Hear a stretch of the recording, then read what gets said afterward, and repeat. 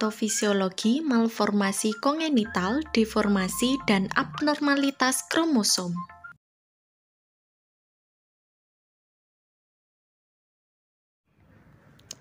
Yang pertama yaitu malformasi kongenital.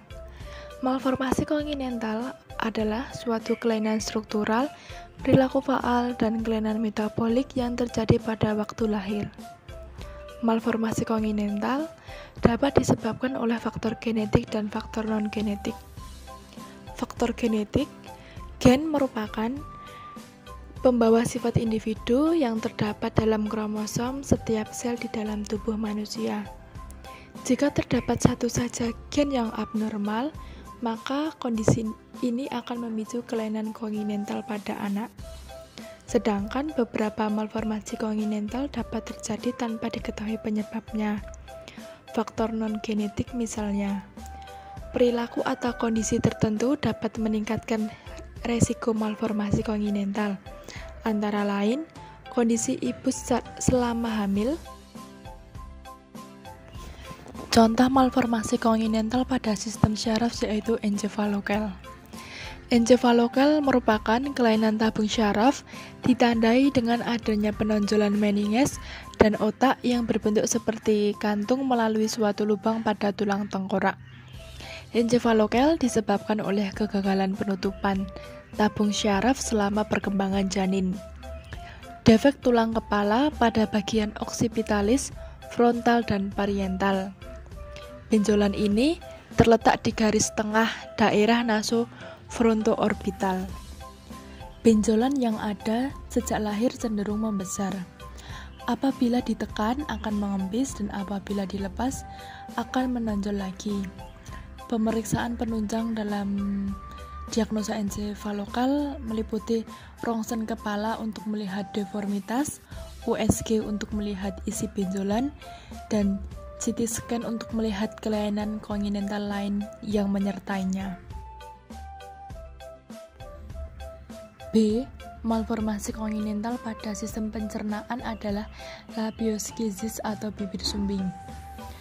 Labioskisis merupakan kelainan daerah mulut berupa celah semasa embrio, di mana bibir atas bagian kanan dan kiri tidak tumbuh bersatu. Penyebab labioskisis adalah kombinasi faktor genetik dan lingkungan seperti rokok, alkohol, obesitas selama hamil, diabetes, dan kurangnya asam folat.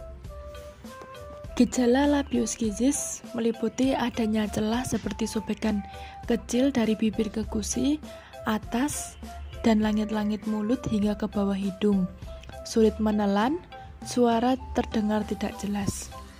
Penata laksanaannya meliputi meningkatkan asupan cairan dan nutrisi yang kuat dan persiapan operasi menutup celah bibir pada saat anak berusia 3-6 bulan. Malformasi kongenital yang ketiga yaitu hipospadia. Hipospadia adalah kelainan kongenital pada sistem reproduksi laki-laki di mana lubang uretra terdapat di bagian bawah bukan di ujung penis. Klasifikasi hipospadia berdasarkan letak lubang uretra ada 3. Yang pertama yaitu hipospadia glandular. Bila lubang uretra terletak di dekat ujung penis atau kepala penis. Yang kedua yaitu hipospadia subkoronal. Bila lubang uretra terdapat di tengah batang penis atau pada pangkal penis. Yang ketiga yaitu hipospadia penieskrotal. Bila lubang uretra terletak pada skrotum atau di bawah skrotum. Penyebab hipospadia adalah gangguan perkembangan uretra terjadi pada minggu ke-9 dan minggu ke-14 pada masa kehamilan. Penata laksanaan, operasi pemindahan uretra perlu dilakukan bila lubang uretra berada jauh dari yang seharusnya. Bentuk penis yang melengkung.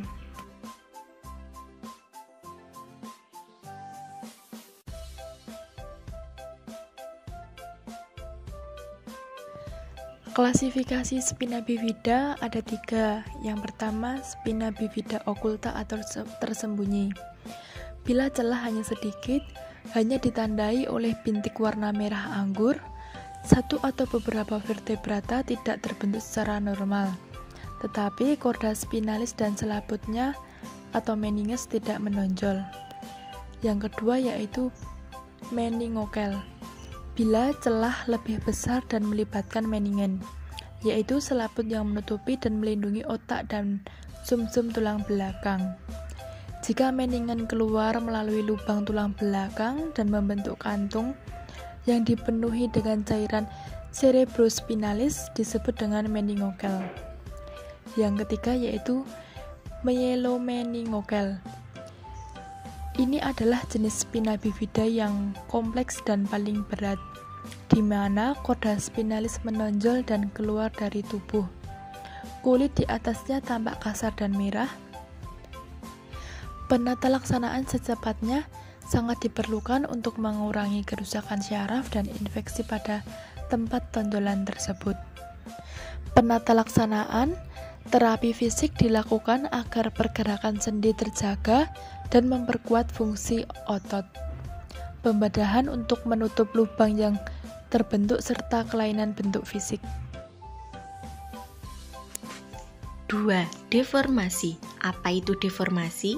Deformasi adalah terbentuk akibat adanya tekanan mekanik yang abnormal sehingga mengubah bentuk, ukuran, atau posisi sebagian dari tubuh yang semula berkembang normal. Kelainan deformasi yang pertama yaitu ada flat feet. Flat feet dilihat secara medis di mana tidak terdapat lengkungan atau biasanya disebut dengan kaki yang rata. Penyebab dari penyakit ini adalah terjadi pada bayi karena pada saat itu lengkungan kaki belum berkembang. Lengkungan biasanya berkembang sepanjang masa kanak-kanak, tapi pada beberapa orang lengkungan kaki tidak pernah berkembang. Faktor yang kedua ada faktor genetik diduga berperan dalam terjadinya flat foot. Flat feet dibagi menjadi dua jenis, yaitu flat feet fleksibel, kondisi di mana tidak adanya lengkungan di telapak kaki. Sedangkan yang kedua ada flat feet rigid atau fixed, kondisi di mana tulang kaki yang tidak melengkung seperti yang seharusnya. Tanda dan gejala flat feet, nyeri pada bagian medial kaki, mudah merasa lelah ketika berjalan, sulit melakukan gerakan jinjit. Adapun pengobatan yang dilakukan yaitu seperti CT scan, X-ray, penyangga lengkungan atau orthoic. Kelainan yang kedua ada polidaktili. Dikenal sebagai hiperdaktil, merupakan kelainan kongenital fisik jari tangan di mana jumlah jaringan lebih dari normal. Penyebabnya kegagalan diferensiasi, kegagalan pembentukan bagian, duplikasi berlebih pada masa pertumbuhan kehamilan. Pengobatan yang dilakukan dengan operasi membuang kelebihan jari tersebut. Kelainan yang ketiga ada skoliosis, deformitas postural vertebra atau kondisi melengkungnya tulang belakang ke samping secara tidak normal, seolah-olah membentuk huruf S atau huruf C. Jenis skoliosis berdasarkan penyebabnya. Yang pertama ada skoliosis idiopatik, skoliosis degeneratif, skoliosis kongenital, serta skoliosis neuromuskular. Gejala skoliosis yang pertama ada salah satu pinggul tampak menonjol, condong ke satu sisi, salah satu bahu lebih tinggi, salah satu tulang belikat menonjol. Adapun pengobatan yang dapat dilakukan seperti observasi, penyangga, serta operasi. Abnormalitas kromosom. Abnormalitas kromosom adalah kondisi di mana jumlah abnormal dari pasangan kromosom terjadi karena gangguan pada pembelahan sel-sel lain dalam tubuh yang menyebabkan cacat bawaan lahir. Penyakit abnormalitas kromosom yang pertama adalah Down syndrome. Secara ilmiah, ini adalah suatu kelainan genetis yang menyerang kromosom nomor 21. Kromosom manusia ada 46 buah atau 23 pasang kromosom. Untuk orang yang terkena Down syndrome, kromosom nomor 21 miliknya terbelah menjadi 3, hingga jumlah kromosom yang dimilikinya menjadi 47 kromosom. Penderita sindrom Down biasanya mempunyai tubuh pendek dan puntung, lengan atau kaki kadang-kadang bengkok, kepala lebar, wajah membulat, mulut selalu terbuka, ujung lidah besar, hidung lebar dan datar, kedua lubang hidung terpisah lebar, jarak yang lebar antar kedua mata, kelopak mata mempunyai lipatan epikanthus sehingga mirip dengan orang oriental. Iris mata kadang-kadang berbintik yang disebut bintik Brushfield. Penyakit yang kedua adalah Turner Syndrome. Turner Syndrome adalah sindrom dengan karyotipe 22AA plus XO.